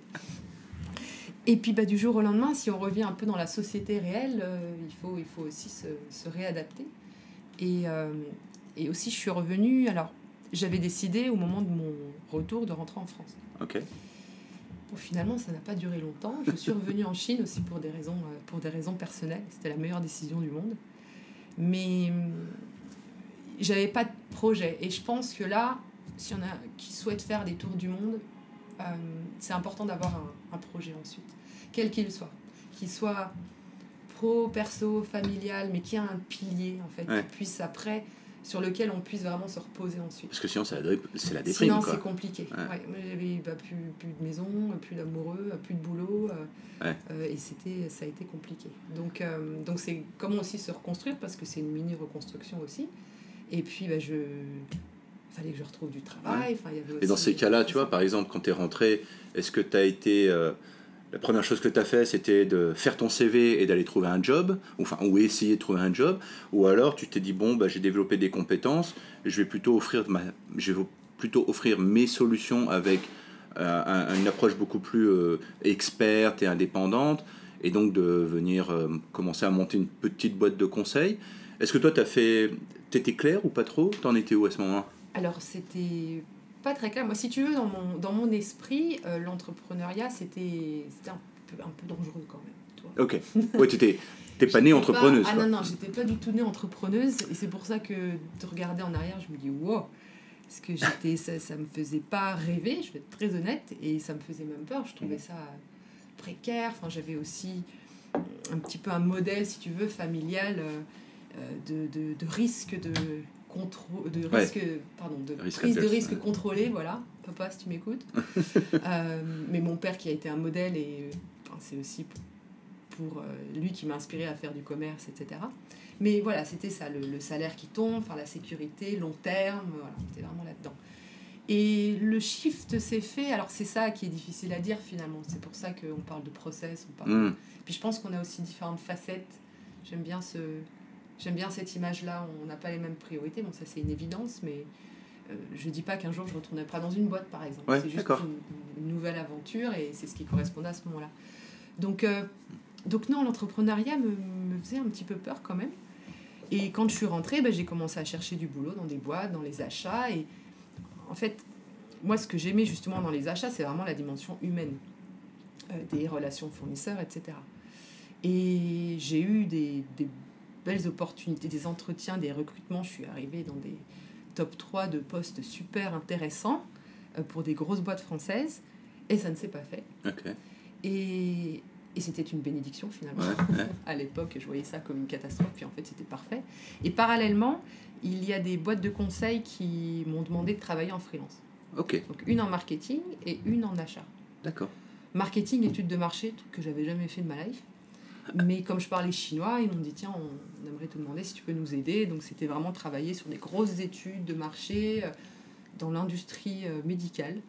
Donc, pour par exemple une boîte américaine qui souhaitait implanter un nouveau appareil de diagnostic, enfin des trucs super techniques. Donc, c'était téléphone, rendez-vous. Et c'est chouette. Maintenant, je vois tout ce que ça m'a apporté aussi, parce que ça m'a vraiment fait sortir de ma zone de confort, se prendre des scuds au téléphone par des docteurs en chimie, enfin bref. Mais c'était très chouette et ils m'ont fait confiance, donc ils ont aussi contribué au fait que je sois là aujourd'hui. Et puis, la boîte d'achat m'a aussi donné des projets passionnants, donc pas mal à Hong Kong, sur de l'optimisation achat, de la gestion de performance des fournisseurs. Et moi, si tu veux, j'apportais ma touche un peu custom-made, c'est-à-dire que accompagner pour moi des acheteurs, c'est aussi les responsabiliser, leur dire bon, je ne veux pas te balancer une solution, mais comme on travaille ensemble, t'es pas tout seul l'acheteur, et tu as aussi ton département qualité, tu as aussi ta logistique. Donc mettre tout le monde ensemble pour dire bon, qu'est-ce que c'est un bon fournisseur, voilà. Donc c'était un petit peu ma touche, on va dire. Et donc ces deux partenaires m'ont permis de me lancer en fait. D'accord. Et je me suis dit c'est pas mal le freelance en fait. T'as fallu combien de temps entre le moment où t'es rentré de ton voyage et réussi à te dire ah bah tiens finalement c'est pas si mal, parce que je pense qu'au début tu t'es dit bon j'ai rien d'autre à faire donc je vais faire ça. Ouais, c'était plus j'essaye, c'est différent, c'est aussi sortir un peu de ma zone de confort, c'est apprendre des choses nouvelles. Ouais. Donc oui, j'étais totalement open. Et ça s'est fait concomitamment justement avec ces recherches dans les grands groupes. Donc il y a eu toute une période où je savais pas trop, tu vois. Ouais, je travaillais en freelance, je continuais à chercher dans des grands groupes et je me souviens, c'est un ami qui m'a dit non, à un moment donné, il faut que tu saches en fait, parce que t'es pas clair dans ton discours. Donc soit tu t'y vas, tu te donnes la chance, tu fais du freelance et tu te lances, soit tu es très clair sur le fait que ça c'est juste pour gagner ta vie aujourd'hui. Et en fait, tu cherches un job. Vraiment chercher un job. Et t'as fallu combien de temps ? J'ai moins d'un an en fait. Je suis rentrée, j'ai fini mon tour du monde en avril 2014 et j'ai monté la boîte en février 2015. C'était long alors, tu penses, avec le recul ? Non, en fait c'était plutôt rapide. Ouais. En fait j'ai aussi monté la boîte à Hong Kong très rapidement avec ces deux partenaires pour justement aussi pouvoir facturer et puis pour pouvoir... c'était un projet intéressant. Et puis à partir de là, voilà, ça s'est vraiment mis en place. Et j'avais pris cette décision de dire, je donne une chance à Mind Up, quoi. Okay. Je vois où ça va me mener. J'avais pas vraiment d'idée. Je savais qu'il y avait ma compétence achat, que ce que je savais faire, ce que j'aimais faire surtout, parce que c'est vraiment ça qui est fondamental, ce que j'aimais faire, ce que je pouvais apporter. Mais après, le futur allait pouvait s'écrire de manière différente. Et finalement, je dis souvent que je me suis lancée un peu à l'arrache. Ouais. Alors, on m'a dit une fois, c'est un gars dans un MBA qui m'a dit mais non, en fait, tu t'es monté par effectuation. J'ai dit, ah bon ? Et j'ai regardé du coup les termes et bon, a priori c'est ça, c'est-à-dire que tu pars, tu peux avec ta bite et ton couteau, ce que tu sais faire, tu construis là-dessus. Ouais, puis tu as un bloc après un autre bloc et voilà quoi. Et du coup, il y a un autre bloc qui arrivait avec ce diagnostic, ce côté beaucoup plus social, donc on allait beaucoup plus en profondeur avec les usines qui m'a été apporté par Marguerite, qui est donc mon amie et ma mentor. Et c'est moi qui l'avais contactée au départ, justement, parce que dans les achats, je faisais aussi des audits sociaux et tout, mais je trouvais que c'était pas très générateur de valeur. Enfin, j'avais des rapports, mais à une belle moite, quoi. Okay. Et j'avais trouvé sur Internet, j'avais vu une vidéo d'elle qui faisait un de ses diagnostics, et je trouvais ça vraiment super. Je lui avais écrit un petit mail en disant, écoute, faut qu'on parle, je trouve ta démarche vachement humaine et pragmatique. Génial. Elle m'a répondu dans la journée, et on s'est rencontrés. Ah. Et... Alors justement, après, elle t'a formé à son savoir-faire. C'est ça. Et du coup, parce qu'elle maintenant, elle est plus à la retraite ou elle est... non ? Alors, c'est une dame extraordinaire qui, justement, multifacette. Ok.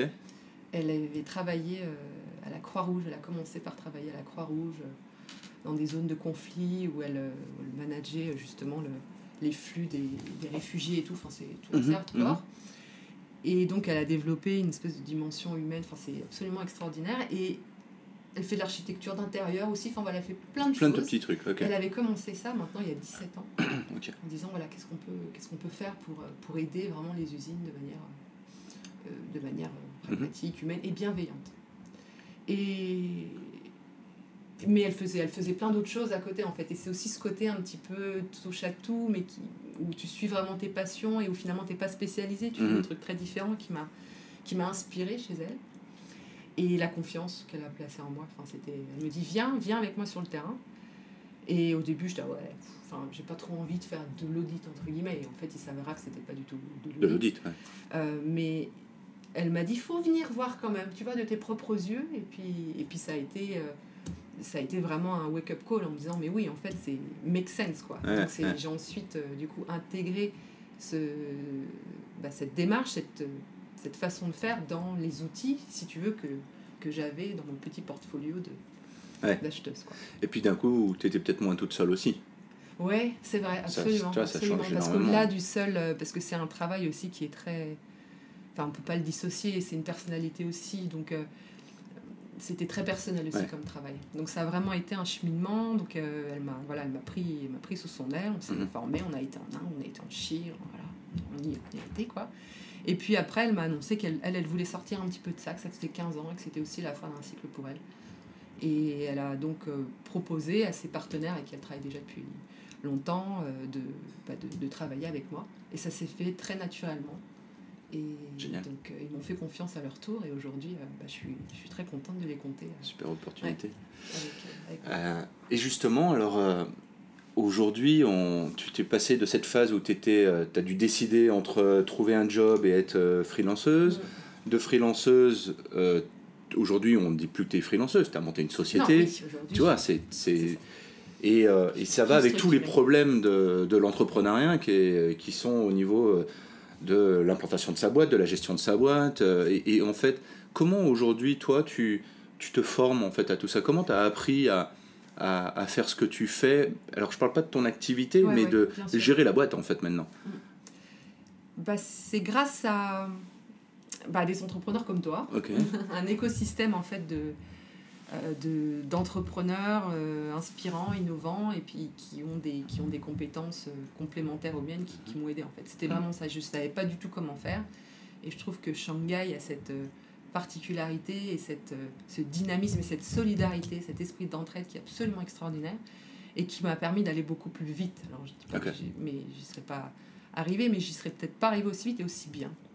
Et donc, c'est vraiment comme ça que j'ai construit le truc. Enfin, par exemple, l'implantation à Hong Kong, il y a plein de partenaires. Donc, bien sûr. C'était beaucoup... j'ai fait beaucoup d'interviews, du coup, demander alors comment ça se passe. Et puis, j'aime bien, j'aime bien tout comprendre.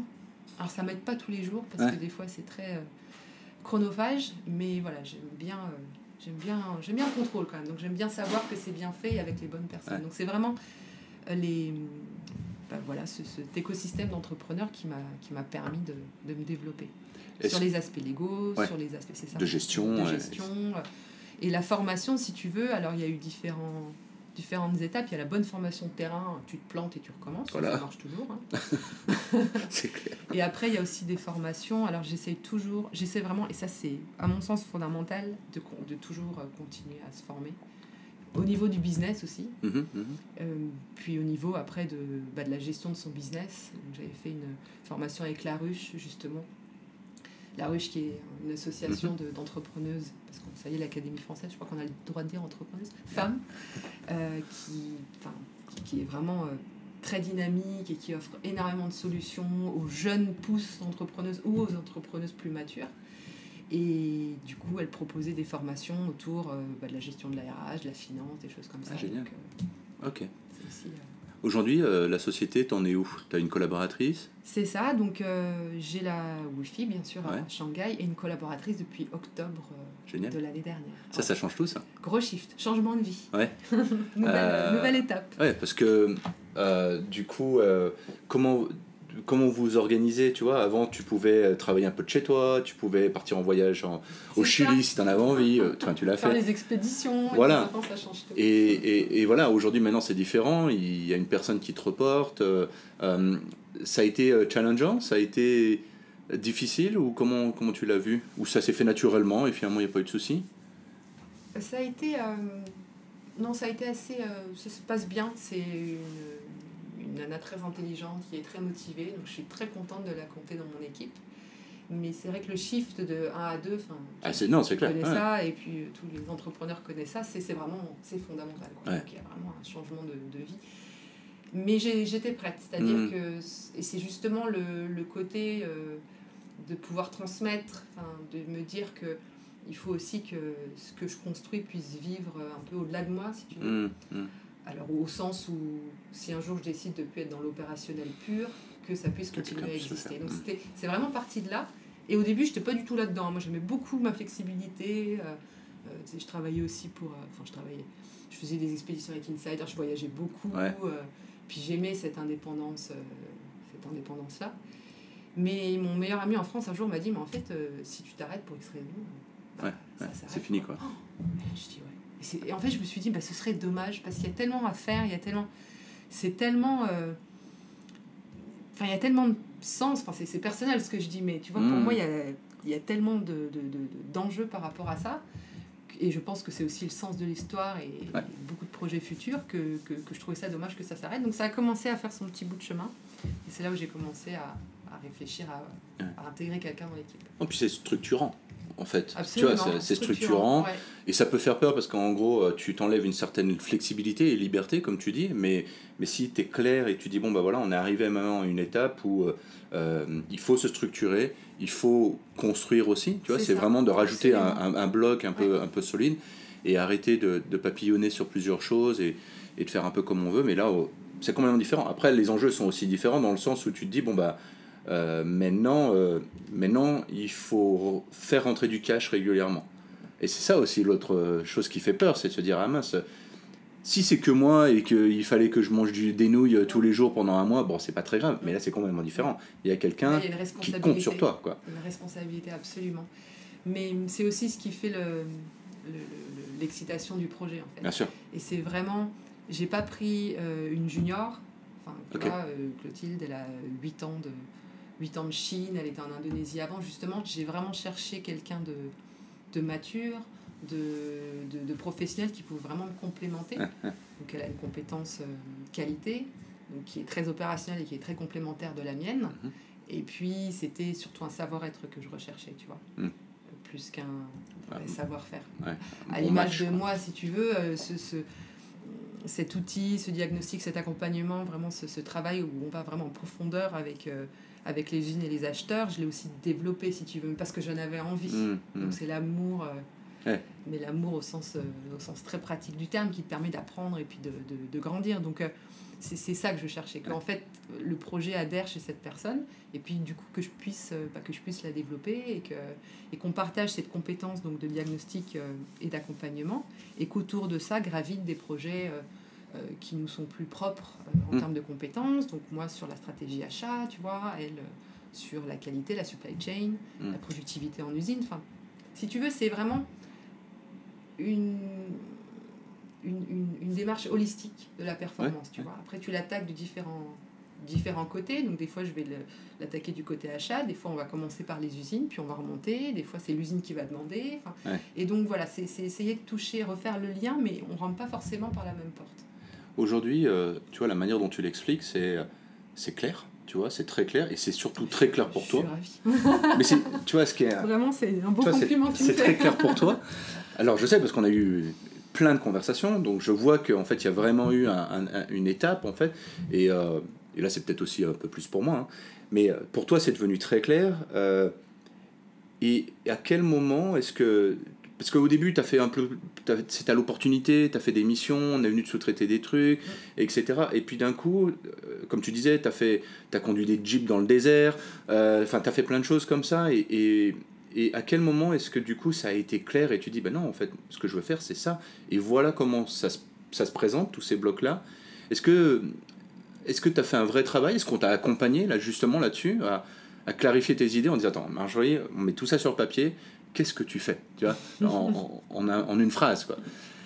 Bah, tu m'as aidé à le faire au tout début avec on a un peu Value Proposition, et ça m'a beaucoup aidé. Donc merci. Et ensuite, c'est plus, alors au niveau du... Alors, on a le terme mentoring, ça a été plusieurs personnes en fait. C'était pas vraiment une personne dédiée. Et j'ai même envie de dire différentes personnes à différentes étapes. Oui, sûrement. Oui. Tu vois, je t'avais parlé du coaching en 2010, qui était au départ pour prendre un peu de recul. J'étais chez Saint-Gobain, tout se passait bien, mais j'avais envie un peu de prendre du recul. Donc les domaines de prédilection qui sont avérés, le voyage, l'écriture, la transmission, etc. Et déjà en 2010, j'ai relu les notes il n'y a pas très longtemps et je voyais être mon propre boss. Tu vois. Bon, à l'époque, c'était là, ouais, c'est cool, c'est une petite idée comme ça.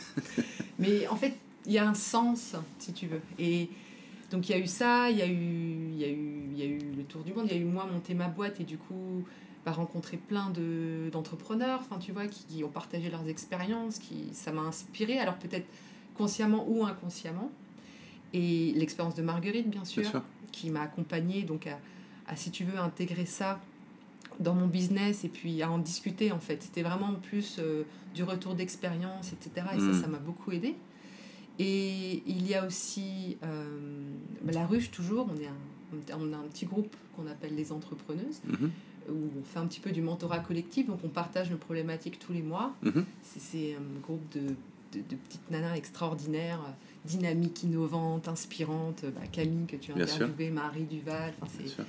C'est très chouette, justement. Et puis, c'est marrant parce que il y a une approche du business aussi qui est assez originale, qui est un peu différente de l'approche plus masculine, plus pragmatique, plus compétence, plus chiffres. Voilà, un petit peu plus soft, on va dire. Rigoureuse, mais une approche différente. Et donc ça m'aide beaucoup. Donc finalement, ça a été petit à petit. On est d'accord que tu t'es pas levé un matin en disant, bon, déjà d'une, je vais m'asseoir avec quelqu'un professionnel qui va m'aider à structurer mon idée. Parce qu'aujourd'hui, tes services sont clairs, je pense, tu vois, c'est clair pour toi. Mais c'est quand même quelque chose qui est compliqué à expliquer, tu vois, c'est nouveau. Mais ça change, si tu veux, la façon de le... Parce que finalement, je fais beaucoup de choses. Et c'est justement trouver une cohérence entre tout ça. Pour moi, c'est très clair, mais c'est comment exprimer cette cohérence, si tu veux, qui a été compliqué. Et en fait, c'est en parlant aux gens, en disant, bon, est-ce que c'est clair, est-ce que c'est pas clair, est-ce que c'est clair pour toi? Donc des gens qui sont à l'écoute aussi, qui m'a vraiment permis de... Puis mon homme aussi, qui est mon mari et qui est extraordinaire, on parle le même langage et c'est vraiment un pilier parce que justement je peux vraiment donner du feedback dans les doutes aussi, parce que c'est pas tous les jours on doute, et je doute fondamentalement moi, tu vois. Donc c'est aussi ce travail de confiance en soi et de se dire non mais alors moi j'y crois dur comme fer, donc c'est faire passer le message mais sans chercher à convaincre, en fait.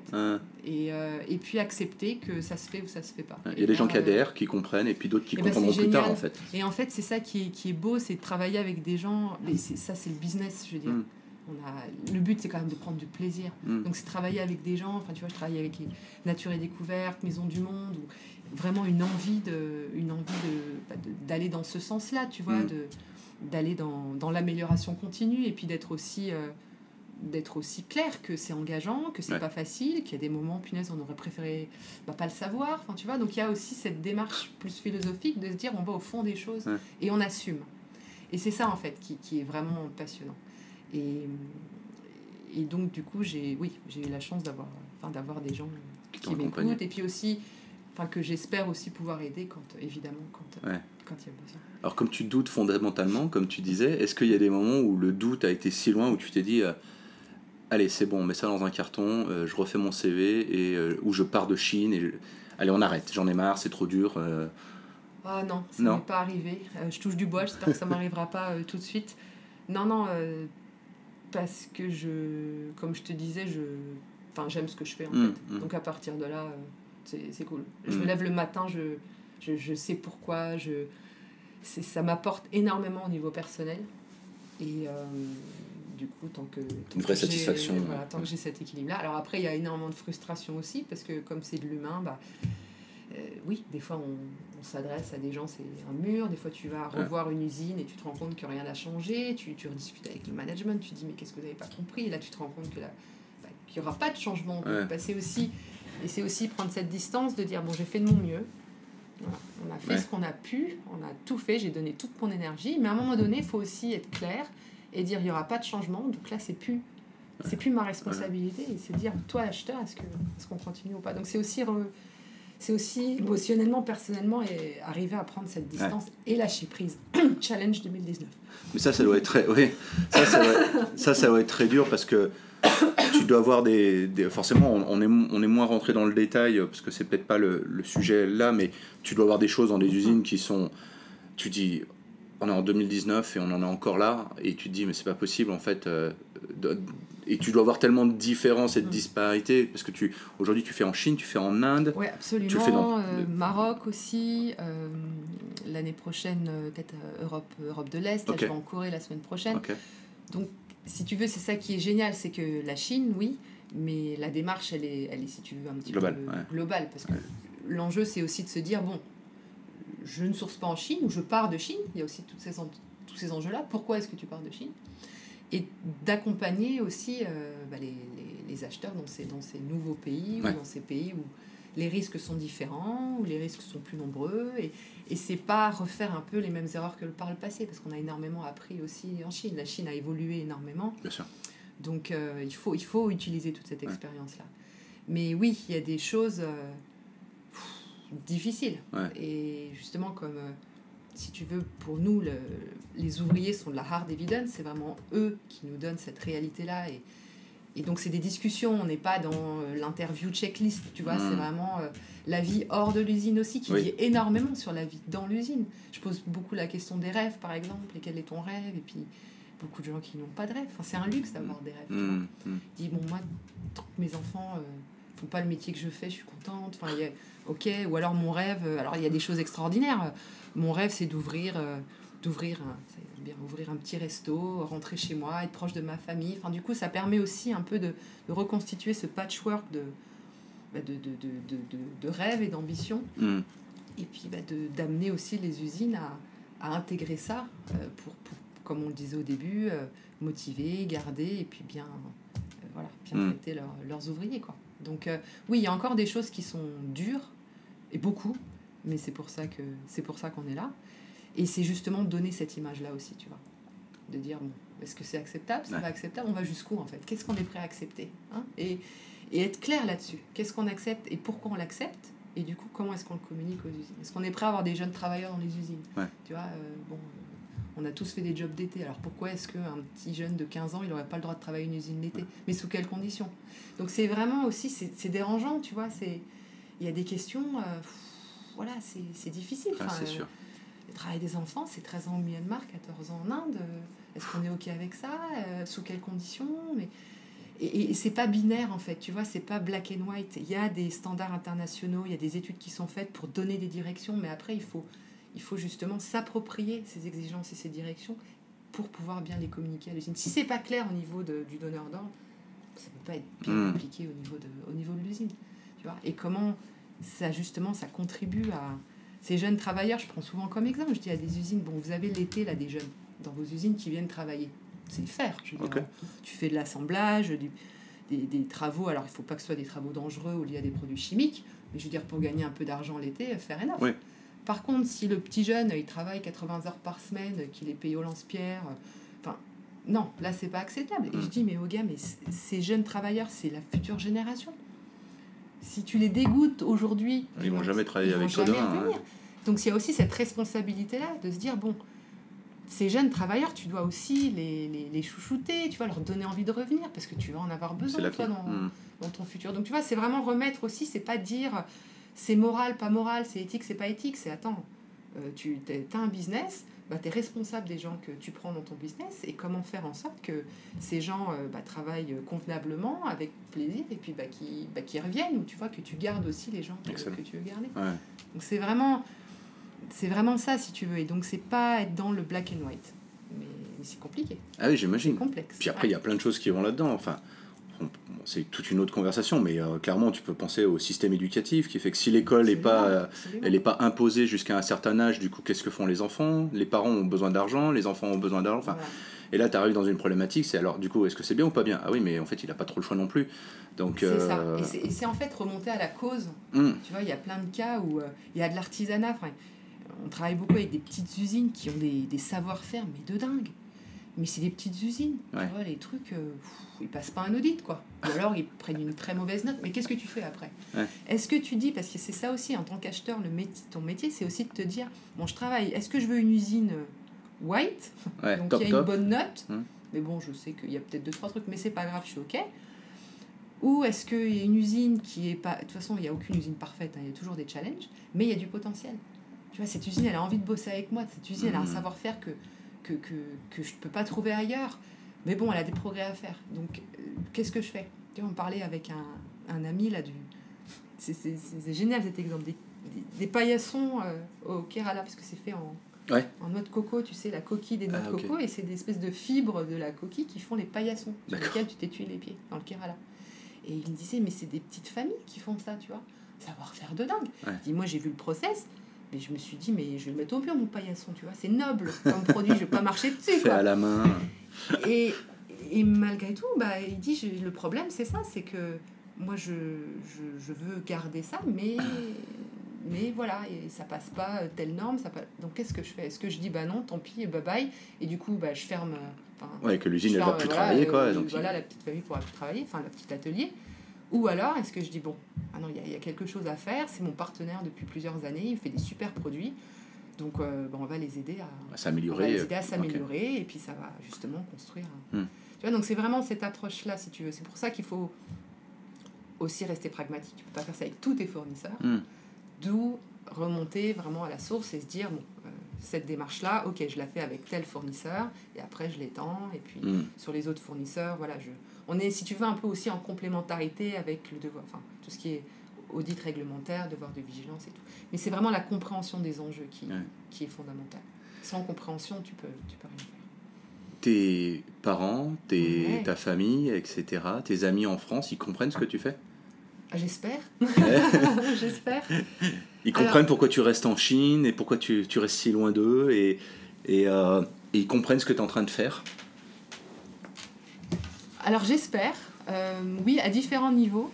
Je pense que l'aventure chinoise et l'aventure entrepreneuriale a été aussi assez originale. Ouais.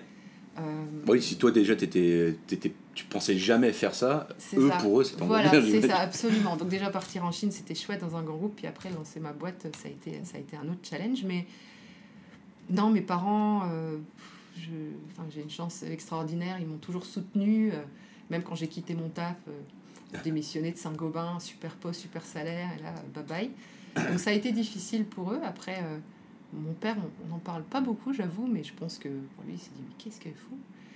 Et puis finalement, voilà, ils ont vu que c'était ce que j'avais envie de faire, et je pense que même le voyage, quand je pense, les pauvres, que je pouvais pas, il n'y avait pas Instagram, WeChat, machin, donc il y a des mois... Ils savaient pas où t'étais, quoi. Voilà, ils savaient pas où j'étais, et puis s'ils savaient ce que je... Non, je rigole. Mais je me dis, il a fallu vachement de courage aussi pour me soutenir là-dedans, et puis pour... Donc oui, aujourd'hui, ils sont heureux parce que je suis heureuse et que je m'épanouis dans ce que je fais. Donc, est-ce qu'ils comprennent vraiment tout? Je ne sais pas. Après, on a aussi une discussion, enfin, je ne rentre pas forcément dans tous les détails, mais ils sont là, et c'est ce qui est le plus important. Ils savent que tu vas bien, et finalement, c'est peut-être ça le plus c'est important. Ça. Et puis mon père, je le challenge aussi, justement, des fois, sur des enjeux de gestion, de collaboration et tout. Donc, il me donne son retour très, très cartésien. Et puis, je prends ce que je prends. Après, c'est ça aussi, si tu veux, c'est tous ces inspirations. Il faut prendre ce qu'on veut prendre. Tu n'es pas obligé de tout prendre. C'est comme un fruit. C'est clair. Tu prends la pulpe et tu craches les pépins, tu vois. Mais chacun ne prendra pas la même chose. Dans 5 ans, dans 3 ans, dans 5 ans, on se revoit, on se reparle. Tu seras où? Tu auras fait quoi? Mind Up Consulting sera où? Tu auras sauvé combien d'usines? Oh là là, moi j'aurais pas cette prétention-là. Tu sauves des usines. C'est pas moi qui sauve des usines, c'est un travail d'équipe. Et ça, c'est vraiment important. Mais j'espère continuer à contribuer, en tout cas, à tout ça, à faire parce qu'on aura toujours besoin de produits, on achètera toujours en Chine. Moi, j'ai une grande confiance encore dans l'avenir industriel de la Chine, qui va monter en valeur, et aussi dans les autres pays. Donc, définitivement, ça va continuer dans cette voie-là. Peut-être, comme je l'ai fait à l'image aussi, plus de compétences. Enfin, là, j'ai des projets assez extraordinaires qui arrivent sur justement de la filière matières premières. Donc là, notamment un projet filière Cachemire, où on va remonter à la source, à l'animal, on va dire. Donc c'est encore différent, et si le projet arrive à terme, ce sera vraiment chouette. Et pareil, c'est une connivence. Enfin voilà, on s'est retrouvés sur des valeurs, et on a envie de construire quelque chose avec le partenaire. Donc oui, c'est développer, si tu veux, des compétences qui continuent, si tu veux, à rentrer dans ce cadre de la sustainability dans la supply chain, et à nourrir aussi nos diagnostics d'accompagnement, parce que c'est aussi notre expérience qu'on partage avec les usines, avec les acheteurs, et c'est ça qui fait notre valeur aujourd'hui. Et après, je serai sûrement pas en Chine indéfiniment, donc ce sera moi ailleurs, la boîte ici, avec je l'espère, ma collaboratrice, et puis aussi des partenaires, parce que je travaille beaucoup par partenariat. Je pense que ce qui est intéressant, c'est qu'on a chacun nos talents, et qu'il faut qu'on travaille par talent, et du coup, c'est aussi de proposer des solutions plus globales sur des compétences complémentaires ou supplémentaires. Et je pense que c'est complètement la tendance globale, où aujourd'hui les expertises sont séparées, plutôt qu'essayer de tout internaliser. Et en fait, on va collaborer de plus en plus. On est beaucoup plus efficace, puis c'est vachement bien de recommander. Enfin, moi, puis on apprend tous les uns des autres. C'est ça, exactement. Et donc ça, et puis développer ailleurs. Enfin, tu vas continuer sûr. Justement à travailler dans d'autres pays pour, si tu veux, continuer à rassembler les pièces du puzzle, mais dans différentes régions. Tu as visité combien d'entreprises en tout? Oh là là, je sais pas. Tu en visites combien par an? Tu as une idée? Tu n'as jamais compté? Non, j'ai jamais compté, mais c'est une très bonne question. Je sais pas, peut-être d'usine, tu veux dire? Ouais. Oh là là, question piège. 10, 20, 30, ouais, peut-être une quarantaine. Une quarantaine par an? Ouais. C'est pas mal. Ouais, c'est pas mal. Non, mais ça, beaucoup. Tu sais, il y a C'est très, parce que justement, on est très sur le terrain. Bien on est sûr. sur le terrain tout le temps, en fait, tu vois. Mais tu sais, il y a cette notion des comment on dit, c'est quoi? C'est 10 000 heures pour l'expertise. Idriss Aberkan. Voilà, et toi, voilà, c'est le nombre d'usines. Tu sais comment ça fonctionne, une usine. Enfin, tu vois, quoi, tu t'en as vu tellement. Qui fait 40 usines par an? Il n'y en a pas non plus. Des masses. Mais c'est génial. De toute façon, c'est sur le terrain que tu apprends. Voilà, et c'est ça qui est génial. Et si tu veux, il n'y a pas vraiment de... T'arrives jamais au bout, tu vois. Ah non, puis il y aura toujours quelque chose de... Pas de me dire, c'est bon, cette usine, je la connais. Tu vois. Et c'est justement ça qu'il faut vraiment éviter. C'est pour ça qu'aussi j'ai pris Clotilde dans l'équipe, parce qu'il faut aussi... c'est éreintant d'être sur le terrain tout le temps, tu vois. Et quand t'enchaînes des usines et tout ça, il faut garder cette fraîcheur et cette envie pour justement... Parce que pour ne pas basculer justement dans le côté rationnel, tu vois, vraiment quantitatif et pas qualitatif. Très checklist finalement. C'est ça. Donc on fait cette évaluation-là, il y a toujours ce travail de diagnostic social, mais il y a aussi tout ce côté humain, et là il faut donner toute notre énergie. Donc c'est aussi un des gros challenges, c'est manager son énergie, sa forme, parce que le congé maladie, ça n'existe pas dans l'entrepreneuriat, tu le sais.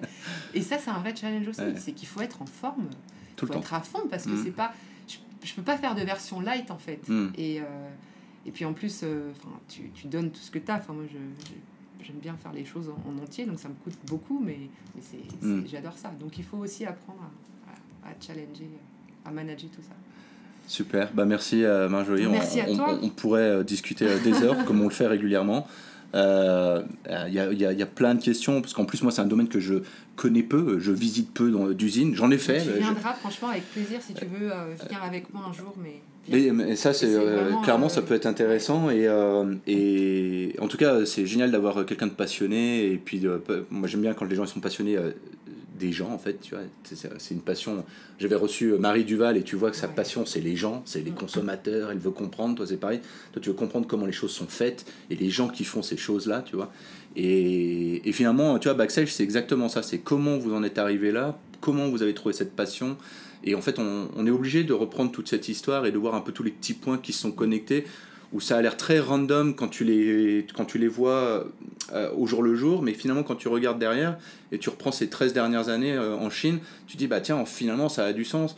Les voyages que tu as fait par toi-même, ces 12 pays que tu as été visiter, où finalement tu n'as fait que rencontrer des gens pendant cette année, pendant ces voyages-là, tu vois. Absolument. Et finalement d'avoir pris des bus, d'être sorti des villes, de ne pas avoir fait que des trucs touristiques.